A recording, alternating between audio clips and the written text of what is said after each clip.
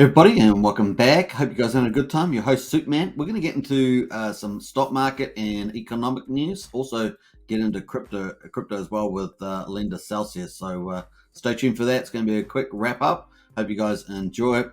At the moment, of course, we had a pretty negative night overnight on the US stock exchanges. Dow Jones, S&P, Nasdaq, all down modestly, but still down nevertheless there after the big inflation news. So let's check out some of that. We've also got the Asian markets, of course, in operation. The other thing that we did have, of course, is the commodities, oil there up as well. And see Brent crude just gone over $100 there at the moment. So some interesting stuff happening there. Asia Pacific stocks were mostly up on Thursday morning, although red hot US inflation data hardened bets on more aggressive US Federal Reserve monetary policy tightening. And of course, people are talking about that in a big way. So you can see all of Japan, South Korea, Australia, however, edging up a little bit here compared to the US counterparts. And of course, the US CPI or Consumer Inflation Index there rose to 9.1% in June year on year, a 4-decade high. Investing.com predicted a reading of 8.8%, while 8.6% was recorded in May. Investors speculated whether the 9.1% reading marks the peak. Of course, I don't think so personally. Markets expected a historic 1% point Fed interest rate hike, so expecting the federal funds rate to rise by 1 percentage point next time rather than 0.75 or 75 percentage points, which was high as well. So that's pretty interesting. We're currently at 1.75 for the federal fund rate, so that would put it to 2.75. Starting to get up there. The cheap money era is starting to be over, as it were. Fed Bank of Atlanta President Ralph Bozek said everything is in play to combat price pressures. Fed Bank of Cleveland President Loretta Mester told Bloomberg that the CPI or inflation report was uniformly bad, and that the central bank will need to go well beyond the neutral level of rates. Treasury 2-year yield sensitive to imminent Fed moves climb further.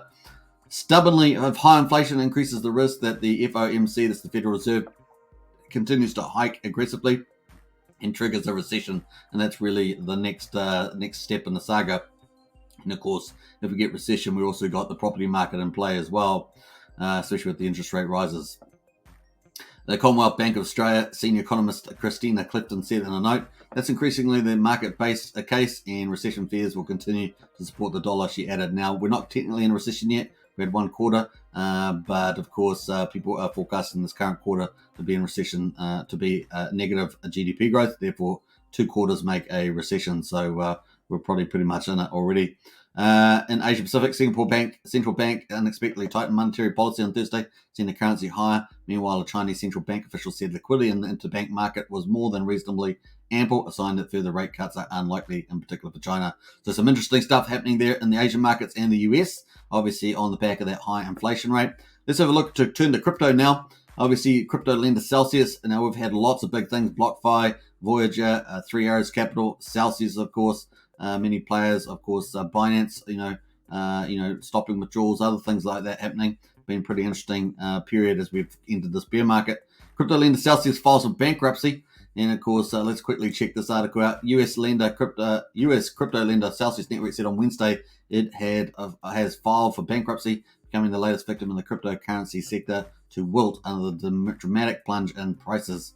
New Jersey-based Celsius listed estimates assets and liabilities on a consolidated basis in the range of $1 billion to $10 billion, according to a court filing in the U.S. Bankruptcy Court on the Southern District of New York. Crypto lenders boomed during the COVID-19 pandemic, drawing depositors from high interest rates and earning easy access to loans rarely offered by traditional banks. They have tumbled in recent months following a crash in the cryptocurrency prices and a collapse of major token Terra USD, which we've covered on this channel in May. Another crypto lender, Voyager Data, of course, Digital, had filed for bankruptcy on July the 6th after suspending withdrawals and deposits. Celsius is not requesting authority to allow customer withdrawals at this time, the company said in a press release on Wednesday, adding that it has filed a series of customary motions with the court to allow it to continue operations in normal course, so it's positive at this stage. The company has $167 million in cash on hand and will provide liquidity to support certain operations during the restructuring process. Celsius froze withdrawals and transfers last month, citing extreme market conditions, leaving its 1.7 million customers unable to redeem their assets. This promoted state securities regulators in New Jersey, Texas, and Washington to investigate the decision. So not great there for Celsius. Obviously, a flaw with the business model as well. So I wish everybody luck who has deposits there.